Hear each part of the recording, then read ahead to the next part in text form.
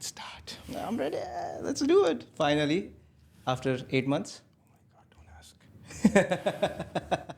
I think my beard's gonna like Scruffle it. I have the same feeling, but it's okay. I'm ready. Ready when you are.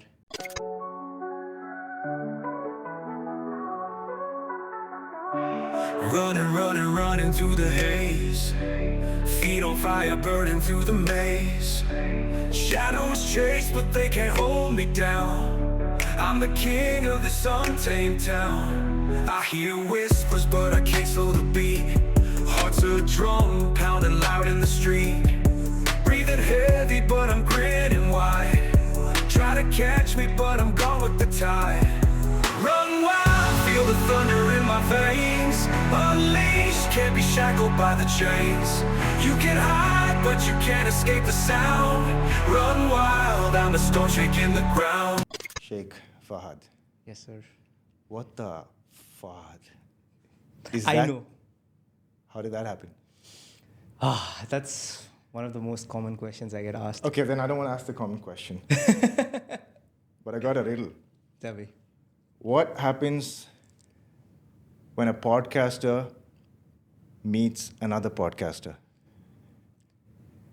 It's a treasure box of questions.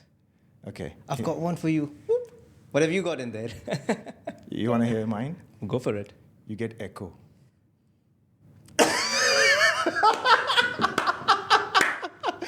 I'll give that to you. Yeah? One love. Bro, I'm doing dad jokes here. I'm going to go totally random here, okay? No worries. First thing first, your shoes. How many do you have, bro? I don't know. I've lost count. That's something you need to ask one of my close friends, Roshan, because Okay. every time he comes home, he's the one who does the counting. Okay. He just stands in front of it and he's just like, Okay. and he's just like, oh, this is missing. I was like, how do you remember? He's just like, I counted last time. Damn. Okay, so you have a closet, like what is it? So it's now becoming a shoe wall. Okay. My mom's kind of annoyed. She's like, there's no space for a man, but there's space for shoes. Are you going to do some donation drive or something? What's your shoe size? No, actually, what I do is there are some shoes that I don't wear. Okay. So my friends who have the same size, they get it. And are the ASICS boys okay with that? Yeah, Yeah? Yeah. What is it? I got to get used to it. Is it ASICS? it's ASICS. Yeah. Okay, I'm sorry. I said something there. Hope nobody caught that. What is the most craziest shoe you've seen from the range? That we've used. Well, okay, so my man here reviews shoes and some other stuff too. Yeah. Gonna put a few clips there just for everyone to see. But back to the question: what is the craziest one that you've used? It was the craziest one that we've got. So there is this collab that we have that were around only 20 ordered in this region. I got one of the pairs. It's the ASICS Bape collab. All right. What's unique about it? It's not for sale here. It wasn't for sale here. It just came as collabs. 20 influencers. I was one of them who got those. And I still keep them like one of my prized collections. Then I've got other collectible shoes. I have a habit of collecting shoes. I've got into a habit of collecting Hot Wheels now. Okay. But something totally weird, like it smells like bubble gum or what you know? No, nothing like that. Colorful, yes. Okay. I've got plenty of them that are like really standing out, especially there's this one model called Trinusa 14 that Okay. is a pink color. All right. So every time I travel, I wear them because they're super comfortable. But they're like there. It screams attention. So when you wear it, everyone's just like, what kind of shoes are those? Okay. Just normal running shoes. But I wear them because they're super comfortable. So And how does the maintenance go? see, I make sure I keep them clean. My You sneakers. or you give it to someone who did, No, I do it myself. right? Cleaning has to be me. And there's a pleasure that comes from. Oh, absolutely. Okay. Absolutely. Like, see, when I meet someone, the first thing I always notice is the shoes. Mm-hmm. Okay. Uh-oh. Adidas. The first thing I always notice is the shoes. And then I always love to keep my sneakers clean, no matter what, white, black, whatever. I think you need an episode on that. Oh yeah, 100%. So even before a race, Sponsored by ASICS. ASICS if you're watching. So whenever I go for a big race, my shoes will be like clean, Squeaky clean. squeaky clean, All right. like And proper right after washed. that, how Then does it's fine. They're meant to be dirty, but I love to keep them clean. But do you machine wash them? No. No. Hand brush, scrub. You got the whole kit. Yeah. Give it like a time of at least an hour. So, because there are multiple pairs. So I then sit and then scrub them off, scrub them up, put them to dry. And if there's this one non-ASICS shoe, what is it? In my collection, see, I also have Jordans. Right. I also have New Balance as well.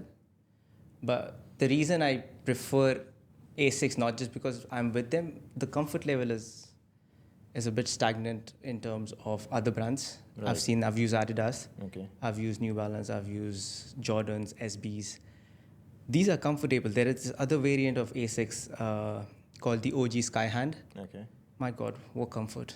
Right. You can walk and walk and walk in them, and they're lifestyle shoes. So comfy as an athlete or comfy as A human being, like a normal- normal, standard, average person who doesn't exercise or something can wear them and walk and walk and walk, and they still not complain. Okay. That's comfortable. Okay. Yeah, and considering I'm a flat footer, Okay. so I have an inward arc. All right. So my shoes are all, when I run, are stability shoes. Okay. Because if I run in something else, my knees hurt Okay. because of the constant inward bend, and then the hips and backs start to be a little bit sore. So I prefer to avoid those inconvenience. So I go with shoes that are stable when I'm running. So ASICS has that in their range. And if you take that away, without the stability, there are other cushioning shoes as well. Absolutely perfect. Okay, I'm going to catch you on the flat foot here because Yeah. I'm sure there are a lot of other athletics fanatics as well as wannabe young bloods. So how does that work? How do you get the right gear for a flat footer? See, I'll tell you, the most important thing you got to look for is stability. That's the key, because your foot doesn't need to bend inwards. I mean, it does, but the more stability you give it, the lesser injuries it has. So it's a connection of joints. So if this is your foot, let's say if you can see it, if this starts moving inwards like this, then it impacts your knees first. Okay. So your knees bend in. Then with the weight of your body, your hips start to bend inwards. This happens over time. This happens constantly if you're not taking care of your stability while you run. But you don't realize that Yes. as an athlete because Yes. you just buy a pair of shoes. Yes, buy better shoes. But for someone who's starting off, they always ask me, oh, there's a sale on certain shoes, or it's going for 200. Typical Dubai question. I always tell them, see, it does sound cheap, but once you have injuries, you're going to pay more at the doctors than you're going to be investing in your shoes. So where do you start? So you start with a good investment. Pay for a slightly higher shoes that works with your body type, that works with your foot type. Nowadays, you've got so much technology that you can walk into a store and you can scan your foot. You know, ASICS provides that, where you can run on a treadmill, and the data that collects it from the devices, they can tell you what shoes works best for you. Okay. It's a bit of an investment, but it's the right one. Okay. And it's a much safer option than going, let's say, a couple of months down to the doctor saying, hey, my knee's hurting, my ankle's hurting, my Achilles is hurting, my hip's hurting. It's a little bit of more money, but it's an investment on yourself. And I think there is no better investment than health. Indeed. We always tend to see the economical side of things, but when you talk about long-term investments, the best one always works out over time. And this is one of that. And we started bottoms up, you know. Yeah. But again, I think I'll come to health in a bit. But you're a runner. Yeah. Just for the people who don't know, categorize yourself. Whoa. So, see, I started off as an obstacle course runner, Okay. which was Spartans, Tough Mud. No, not Tough Mud. Sorry, I'll do that again. So I started off as a Spartan athlete, Okay. obstacle course racing throughout. Just for the fun of it. Yeah, just for the fun. Because I was working with... Yeah, you I was... were exercising and all that? Yeah, Okay. so... and then... What age? See, I've been doing sports from school. I used to do volleyball before, just for the background. And then after school, it became difficult to meet up with friends because everybody got busy. And I started working for Fitness First. They used to sponsor a lot of running events, and they were like, hey, we've got this event. Do you want to sign up? And I said, yeah, sure. If I don't have to pay for it, I might as well try it, you know. I put up my name, I got the ticket, and then I realized it's a half marathon. And I've never ran before. And this is at what age? This is when I was 2010. 17. Okay, I think the brother doesn't want to reveal. No, it's good. I'm just kidding. I'm going to turn 30 this year, so I'm 29 right now. This was 6 years back. 5, 6, 7 years back, give or take. And then I signed up for it, and the race was in like 3 weeks' time. And they were like, are you sure you're going to do 21? The most I've ran by then was 2.5. Okay. That's the max. And I was just like, you know what, let's just try. What's the worst that will happen? I just won't finish it. Which month is this? So this race happens every year in Jan. Okay. And I'm looking at around end of November. All right. So that's a better part of the year. Yeah. Thankfully. So then I signed up for it. I finished the race with a decent time. And that's when I was just like, okay, this is fun. And that's when Spartan happened. So you did the 21. I did the 21. No sweat. And then there was the Spartan race that happened right after that. So I started hanging out with groups, running groups. Oh, okay. And obstacle course racing groups. And not until a big chunk of time, I was still with obstacle course racing. Mm-hmm. I was doing a lot of obstacles, hatta, trail running, groups, learning all the grips, doing certification. Pretty quick. Yeah. Is this all because of the fitness? Yeah, because I used to work in an environment like that. And when that happened, then I moved slowly over years from obstacle coursing to purely racing because of my ankles. Okay. Inward. I was still learning things, so I didn't know what shoes works where. Okay. I went to Kenya carrying gym trainers, thinking those were running shoes because I didn't have the knowledge. So you started moving abroad? No, just for it was a holiday. I finished my probation and they were like, oh, you need to take a holiday because it's been 6 months. Okay. And somebody posted. And you went running? Yeah, I went running. So this happened on a Facebook group. Somebody posted, hey, we are planning on going with a group to Kenya for 5 days with a running camp. Mm-hmm. Do you want to come? It was a post on Facebook. And I hear the weather in Kenya is good. Oh, it's beautiful. Beautiful. Yeah, contrary to the African... No. Yeah. Don't listen to everything what they say on TV. Yeah. So, and then I took it up. I signed up and I went on a running trip thinking these were running shoes. Yeah. And I turned up in gym trainers. Right. On a trail. Okay. So this grip and everything is completely different. The trail is like what? Mountains. Mountain terrains. Damn. Okay. So the shoe needs to be different. The gripping, everything, outsole, everything needs to be different. You're saying that now because you are a pro. No, I wouldn't call myself pro, but that was back then. And I rocked up in gym trainers and only one pair, whereas everyone else on the trip had at least 2 to 3 pairs. And I was just like, oh, okay, so you do stuff like that as well. Mm-hmm. That's when I started talking to them. I started observing their shoes. What do they wear? How do they run? What are their routines like? How do they train? That's and you're competing with the African folk. Yeah, so on the third day, this is a very interesting story. I'll keep it very short though. On the second day, they were like, oh, we've got a mountain race. Do you want to participate? So all of us, we were 4 of us there. They're like, yeah, sure. And these are good, very strong athletes. And they're like, okay, yeah. They're naturally strong. Naturally. No, I'm talking about the 4 that we went with. The 4. Huh? And then the African, the Kenyans who were there, okay. They were like, yeah, sure, we've got a mountain run. Do you want to come? It's like, yeah, sure. And everyone in the back of the head, they're like, we can give them some competition, even though they will just dominate the field. We're like, we will. And when they saw me, they were like, are you sure you want to run with the men's category? I said, what's the other one? They said, we've got under 16 joining as well. Okay. Why don't you start with them? And then same trail, just a different starting point. Mm-hmm. They do 10 and I think we were doing 7. Mm-hmm. So there's a difference of 3 kilometers. So I started off with the under 16 ladies. You did? Yeah. And it just took them, I think, less than 100 meters. That's it. Disappeared. They're done. They're out of the horizon. Out of the horizon. I can only see fog in front of me and a mountain incline. And I'm standing there alone, and I can see the coach who dropped me. I'm turning around, and he's on a bike, and he's left already. So the only way through is, there you go, sir. Mm. So incline. You finish the mountain, first mountain, and then I was just like, you know what? Let's just go alone. It's fine. Okay.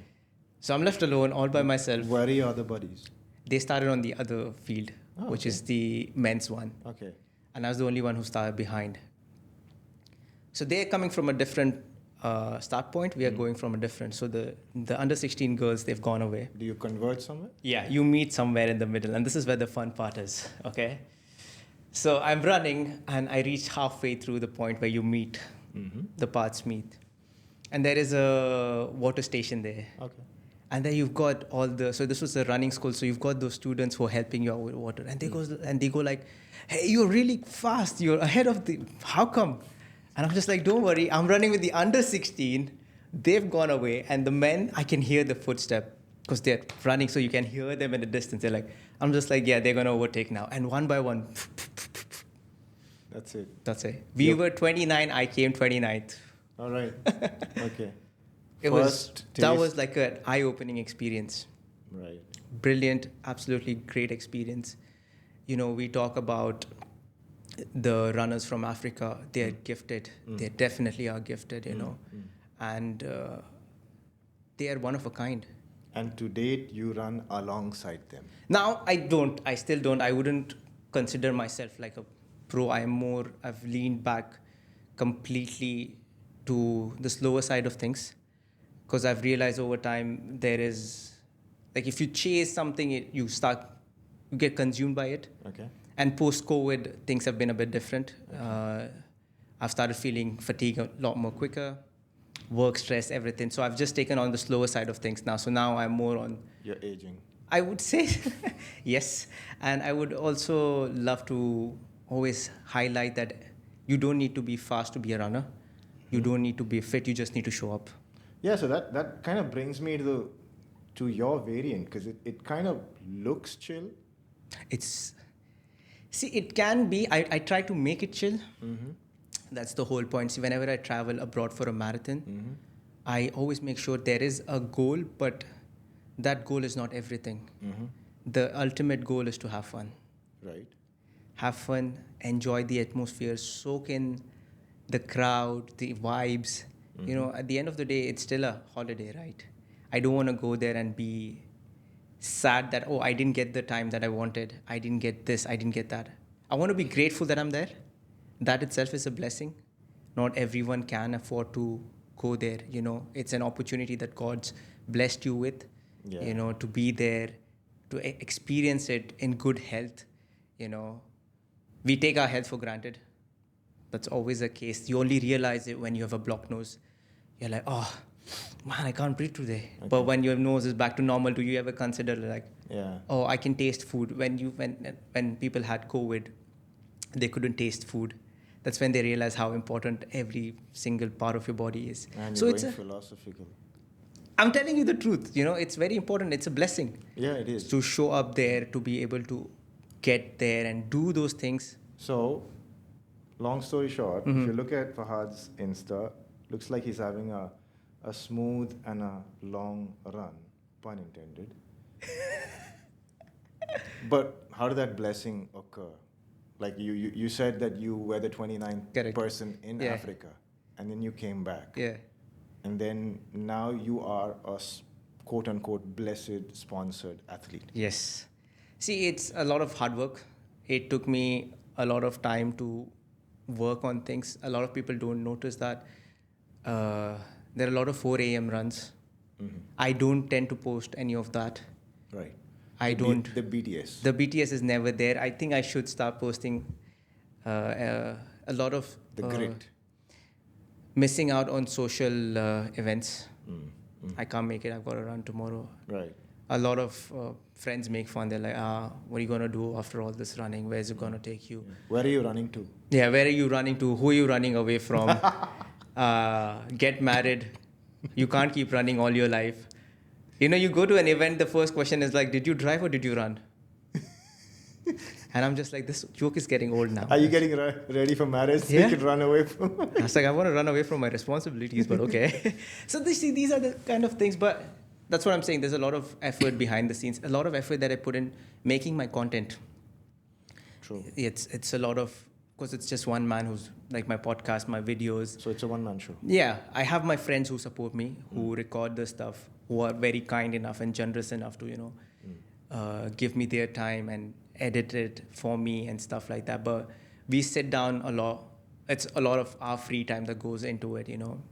Like my podcast is just not me alone. It's a friend of mine who records it for me. Every Sunday he comes up with me early in the morning, sits down with me, gives me his time. That's a sacrifice, right? It's to help my goal to have friends like that. So these things make a difference. But so these are the effort you put in. Now people don't see that. They assume things. They're like, to probably get paid to do all of that. Sometimes not. Most of the time it's from your own pocket. Okay. So that's a part of growth. That's a part of that puts a lot of skills behind you. It's more of a capital investment in terms of skills. Right. Like for us right now, this setup is new to you, but now you're well versed with understanding how the recording works, how these things work, how we make things work. I hope so. It will. I haven't seen the recording yet, No, it but will. It will. Trust me. So these are the kind of things that make a person. So and not to ignore the heat in this place. How the F do you do it? So when I was training for London Marathon last year, it was during Ramadan. So You were fasting too. Yeah, I was fasting too. So you finish your fast, go pray Taraweeh in the evening, and then I start at 11. And then if it's a 27, 25, 28 kilometers, you run throughout 11, 12, 1, 1:32. In the sweat. I mean. Yeah, in the heat. Yeah, like in the heat. Yeah. You finish it. Not anymore. It's now in the winters, but. Yeah, but and then it's humidity as well. Yeah, that's there. You finish at 2 in the morning. Right. If you're hungry, go grab a pizza. So that's like a 3-hour sleep if you do. Yeah. And then you get your. Then you go suhoor. Then sleep again. Bit of sleep. And if you're working, let's say if you're running on Sunday night, Monday morning, 2 hours sleep, back to work. So there we go. A little bit of the BTS. Yeah. So there are a lot of things, and it's not just me. There are a lot of runners here who do that. There's a lot of sacrifice people put in. It's not just running and then getting a medal. There's blocks of months of trainings. Right. A lot of self-doubt. You have these thoughts because you're alone when you're running. It's just you and your mind. What you feed in your mind is what's going to get you through the run. How you pace yourself. It's more mental than physical. That's true. I mean, when we see whatever sport it is, football or anything, we just see a Cristiano Messi doing a shot, but you don't see the calculations in the head. There is no such thing as overnight success in sports. It never will be. There will always be hard work. There will always be commitment. There will always be dedication. Those are building blocks that people don't see. They only see the painted material. All right, that's a winner, trophy, medal. The gram. The positive comments or the positive caption. But there's a lot of sacrifice. So that's what I get a lot of them. Hey, what you doing on the weekend? No, I've got to run. So you want to run with me? Let's go. 4 a.m. So that's now how the calendar is going to go. Like everyone's going to move their running timings earlier in the morning. So eventually your run mates are your friends now, for sure? Yes, 100%. Right. But I still have my other circles as well. The college friends, school friends, core. Have you gotten anyone else into running? Yes. Yeah. My brother. Okay. My uncle. Right. He's a triathlete. So it looks like you got it in the fam. It is in the fam, yes. There's a bit of genetics here. I wouldn't say genetics. There's a bit of hard work they've put. Really? They've done half marathons, multiple half marathons. My uncle cycles for around 100, 120 kilometers. Wow. Yeah, so he's got the bug, and his first 5K was with me. And this was after seeing you or before? After seeing me.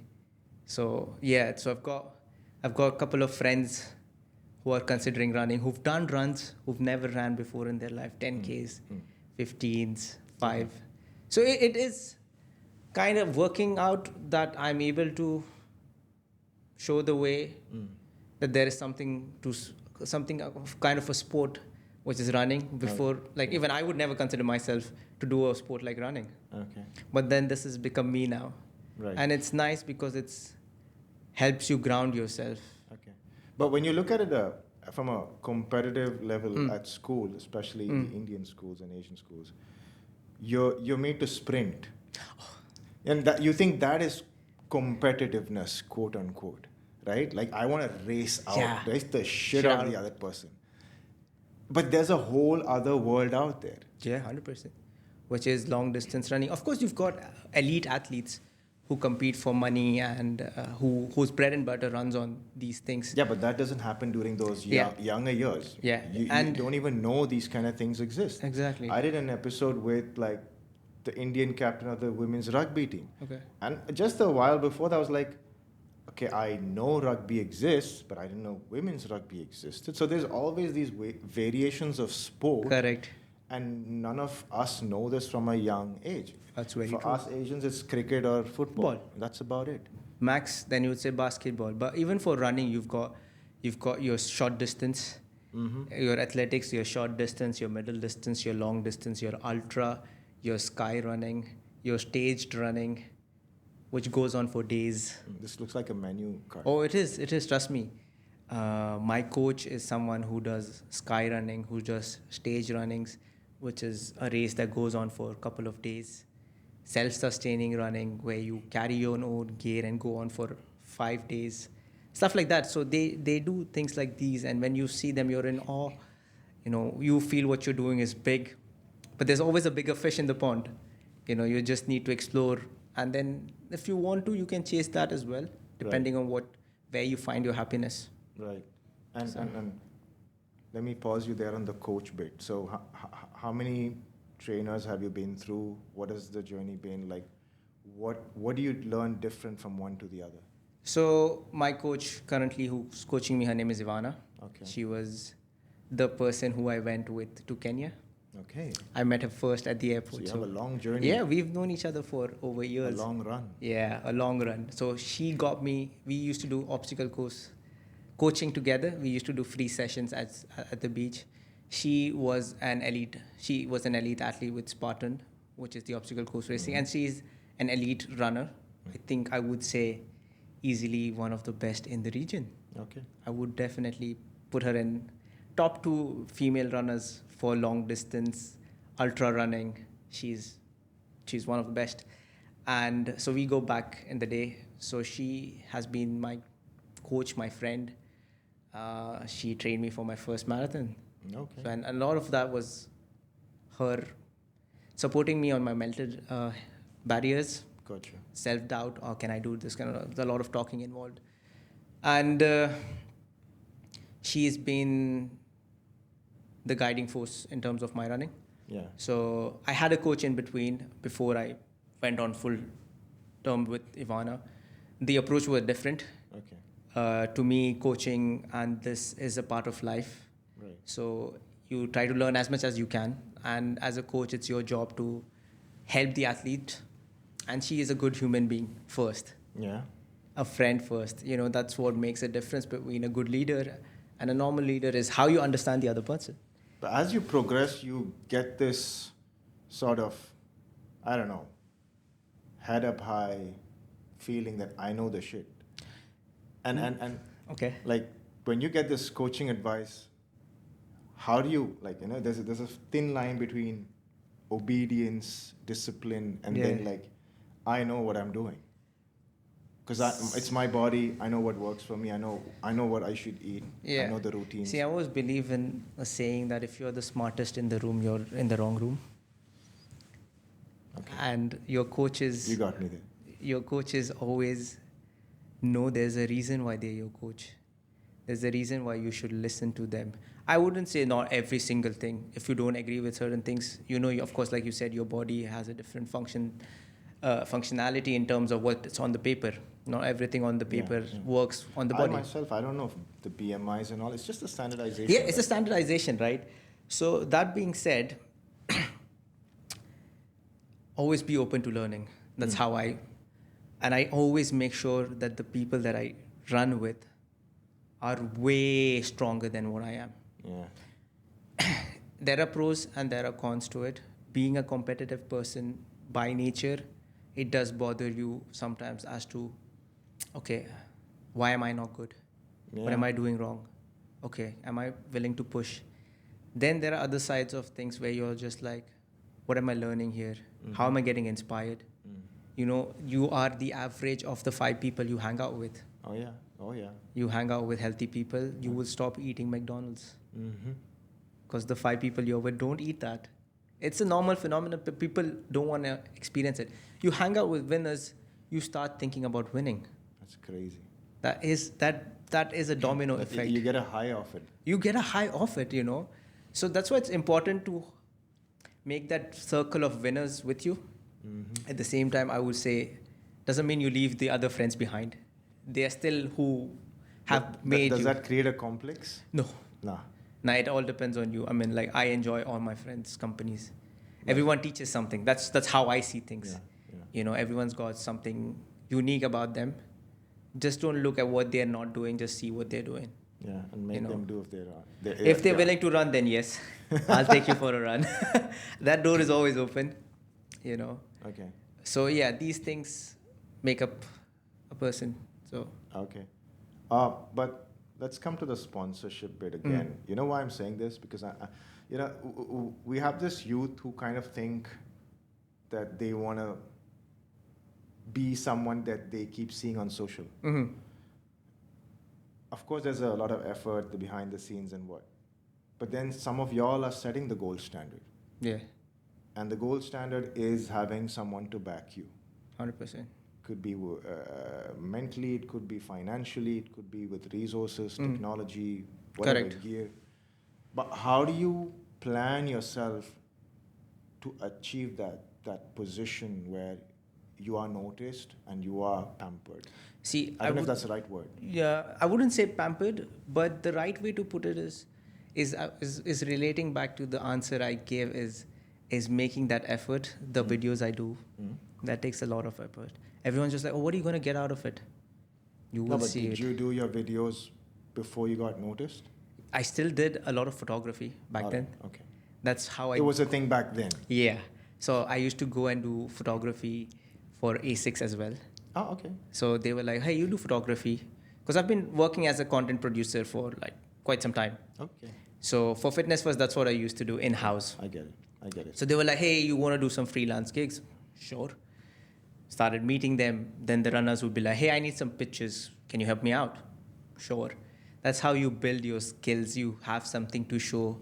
Then brands like, I've done shoots for X Dubai back in the day. Mm-hmm. Back in the day for their apparel launch, I've done that. Right. Vitamin Well. These are some of the brands. And then when ASICS came through, they knew that I made content. So they were like, hey, can you make some content for us in terms of pictures and stuff? And yeah. So you slowly build these things. You can't just... You didn't plan it out. It just happened. It just happened. And I just grew on that. Yeah. I was just like, okay, this is what I'm enjoying. Like, let me just start building on it. So you stuck to it. I stuck to it. It's always that consistency that gets you the goal. Yeah. Showing up, that's why I said, it doesn't matter whether you're a fast runner or slow runner. You show up. Yeah. Whatever the result is. That 29th position and you still... Yeah. I still have that. They gave me a chit, 29. Okay. That's your prize. I still keep it with me because whenever I open my box... There's a story, piece of content there, right there. Yeah. Yeah. I still keep it and I still send it to my friends who went with me on the trip. Because imagine you didn't do the race after that. Yeah. I'd be like, okay, I'm bad at it. I might as well stop. It's not my thing. It's not my thing. I mean, sometimes I still think about it and be like, it's tiring. I might as well just sleep. Yeah. I mean, I sleep and then I go back running. Yeah. So it's important to know I mean, that. that's pretty much metaphorical as well. Like there's everything that we do, if we just say, oh, no, man, it's not going to work. And Yeah. So yeah, getting back to the point, it's these skills, these videos that I make, this content that I create. This is what I get to show to brands. In terms of, if I'm again saying hypothetically, if you want to pitch to someone, be like, hey, this is what I create. I would love to collaborate with your brand. In return, I will give you a video, a shout out. What are your thoughts? That's how you gather these contacts. That's how you gather skills, something to show. Because in a place like Dubai, a lot of things work on what you can show to the audience. Your video content, photo content, your blogs, and all of that stuff. So that's another skill besides the physique or the physical fitness too. Yeah. Like a little bit of a showmanship. Showmanship is important. Especially in today's time. Huh? Especially in today's time when everything's on your phone, everybody's watching. Yeah. Every single move when you put on a team jersey, the way you behave, the way you talk, the way you make. Back in the days, you just had to find someone. Exactly. Like some Ethiopian Yeah. marathon, Runners. Selassie or whatever, yeah? Yeah. Yeah, I remember those. See, that's how we've connected. We've connected on Instagram. Yeah. This is the first time we are meeting each other in person. Indeed. But we've been following each other's videos. Yeah. You know, that's how you get to know each other. That's how you know what person can offer to a brand, or let's say to the audience that the brand can benefit from. True. So these are the skills that this is like an armory you have. So who else have you met from the ranks of running? Clayton Young, this is an athlete from ASICS. We met in Paris. He's an American athlete. He ran the Olympics as well. Okay. We shot together in a video. Right. Well, I was the supporting artist. Nice. Only my legs came in. Only the shoes came in. Imagine that. But exactly. But we got an opportunity to shoot an ad with him in Paris. Right. We were there for an event called, what was it called? Running Festival of Running, sorry. It was a launch, ASICS was launching one of their flagship models. Right. And we'd taken over Paris for a running event. And these guys were there, so the next day we went and shot a commercial with them. So he was good, very knowledgeable. Okay. So yeah, I'm yet to meet some of the big names, Kipchoge, Mo Farah. Okay. So I would love to meet them definitely. Yeah. Invite them on my podcast someday. Awesome. Yep. Somebody I also admire in athletics would be Neeraj Chopra, Indian golden boy. Yeah. That is someone I really look up to, because we've never had Kind someone. of broke the stereotype of cricket and all that rest, right? And we need that. Yeah. You know, cricket is a And good I sport. think for me, it's his attitude and outlook more Yes. than his physical prowess. You know, it's It makes a big difference on how you carry yourself. yeah. Like, I've never heard controversies around him. No. So he just keeps it to himself, to his business. That's it. Gets the goal, comes back home. Yeah. Simple as it is. So Yeah. he's somebody who's doing something differently in life. True. Is what you want to follow. I'm not saying I'm against mainstream or Imagine stuff, you but have 5 of them in your company. Huh? So imagine then you have somebody who's doing something so differently, and you got to support them. Yeah. I always, feel the way you can bring out more talent is by supporting them, whether it's just liking or just commenting or just sharing it with your friends. It makes a difference. It might not make a difference to you, but it makes a huge difference for them, Yeah, true. I mean, I think, are you reaching that stage where you would like to influence kids in other Not yet. I still have a lot to learn myself. positioning? Yeah, no, there's still a long way to go. Yeah. I still have a very long way to go. I'm still learning so many things, and I always keep room for learning new stuff. There's always, every day is a new learning, day good or bad. But then people are like, you're just running. Then we again have to take them BTS. Yeah.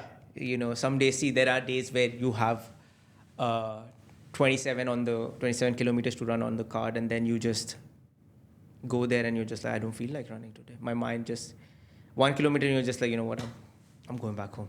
Okay. It happens. Okay. It all depends on how much you're willing to invest that day. And that's where the coach and That's when the coach circles. comes into play. That's when your programming comes into play. That's when your self-talk comes into play. Okay.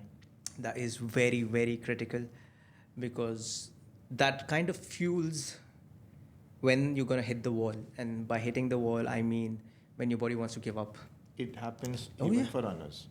It happens to all runners. Because I was going to come to competitive sports, because I was just having that feeling in my mind, because that is what is perceived by people as challenging. Yeah, But it is. then here there is like a whole different perspective. Exactly. See, what we do is amateur running. I'm nowhere a pro. I'm not an elite. I don't make money for running and stuff like that. But even when you set these goals, right, there is a drive behind it. There's a challenge behind it. Like I said, you give up a lot of things you like doing, procrastinating, just sitting. I mean, you're in Dubai in a multicultural environment. You have these Caucasians, Africans, and all these Filipinos, Chinese running alongside you. Yeah. And you're like the Indian. Yeah. And there are a good number of Indian runners here, which is Really? very good to see, Okay. It's always And are they actually on par with these others who? Oh, yeah. Yeah? Really? Definitely. I'm seeing a lot of new runners who are Indian and who are really strong. And that really makes me proud, and some of them So are there is Dubai a bit kids. of genetics, it's just unlocking it, is it? There is 100%. And most important thing is the drive, the commitment you want to put in. Genetics does play a big role. But again, you cannot beat a hard-working person. Right, right. Someone who doesn't know how to give up, you can never beat them. I've heard these stories about like African security guards who, Very true. like they just happen to end up being one, but then they love their running. They after jobs they're not sleeping or chilling or on their phone. They're just like practicing and That's all that. what I said, that these are the type So of many people stories out there. you want to hang out with. You want to share something from someone you know? Someone I know, I'm not sure what his background was. There's this guy, but a lot of people, runners, know him. He's very famous in this community. His name is Ghani. Okay. Ghani is a very kind-hearted person. Right. I don't know what his profession was previously, but he's done commendable things here. He's one of the ambassadors for Dubai Fitness Challenge. He is, if I'm not mistaken, I think he's from Ghana. Right. Like, correct me if I'm wrong, if anybody watching this. Amazing guy, humble guy. And humble, but I would say crazy Right. In what sense? in whatever a human body can achieve. All right. Somebody to do 30 triathlons in 30 days, Well. not a joke. Somebody to run 100 kilometers or something. I wonder what fuels him. Need to check.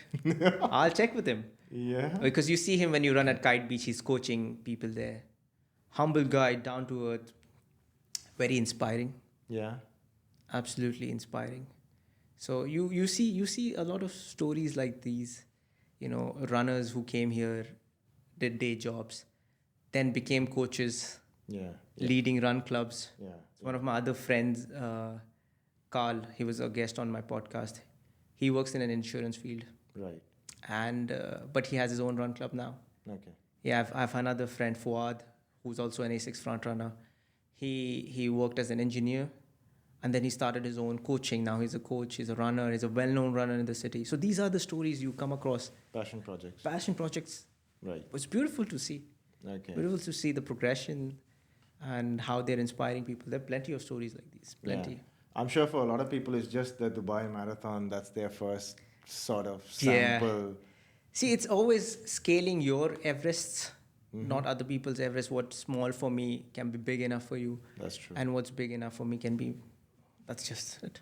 Okay. So it's about you scaling your Everest. For me, my Everest was 42. I've never ran 42 before Tokyo. Oh. And that's a world major marathon. Right. I only did 21s, half marathons. And then COVID happened, and then I started struggling a lot in terms of fatigue and all of that things. So there was a lot of work behind the scenes for a year and a half before I flew to Tokyo to do my first marathon in a major, world major. And it was, I think, 7 degrees, and I've never ran in 7 degrees. Whoa. We're used to this 35 And to you're 50. always in your bare minimums. Yeah, that's what. So this is a very interesting scene that happened with me at the start of Tokyo Marathon when I was waiting for my wave. Dubai to Tokyo. That's Yeah. like 40 to 7. Yeah, Something? yeah, Possible. easy. And then I'm not used to running with tights underneath because we don't have that weather. So it's just normal shorts. True. And this is my first marathon, and I'm super nervous. And I'm just standing at the start line, and I'm praying in my head. I'm just like, just get me through this thing, just give me strength. Let that not be the 29 Yeah. position again. Yeah. Yeah. Because this would be like 129 or. This is 38,000 people. No, more than 38,000 people. Yeah. Yeah. And then I'm just standing there in my head, and I'm just like praying that let me get through this. And somebody comes and taps on my shoulder, and they're like, "You're a strong person." I'm just like, "Wait a second, why? Why would you say that?" And he's just like, "Look at your shorts. They're so tiny, and it's 7 degrees. How are you gonna run in them?" I said, "I don't know. I'll figure out a way, I guess." And that So guy. you mean the rest of them are having other layers on? Yeah, Really? depends on runners, but over time your body warms up. True. And then it becomes uncomfortable, especially for us. Yeah. We are not used to running like that. Yeah. And on the day of a big race, never try something new. Yeah. Whether it's food, Oh, that's apparel, no a good new lesson. shoes. no outfits you've never tried before. No experimenting. No experimenting. Stick to the plan, stick to the plan, stick to the plan. Yeah. Nothing else. You might feel the adrenaline. Somebody might come along, let's do this, let's do that. And in that moment, heat of moment, you might say yes to them. But like they say, no more experiments on the day. Not on D-Day. Not on D-Day. If you get a chance to do a trial run before, probably. Yes. Yeah. Okay. Do your energy gels, your electrolytes, your whatever you eat. But on that day, don't try something new. It's a risky move. So you've done your high altitudes, you've done your 7 degrees. Yeah. What other adventurous?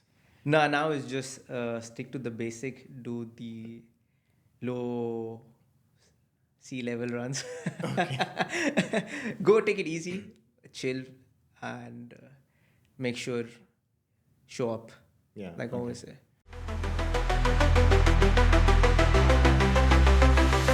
ASICS Adventure Talks.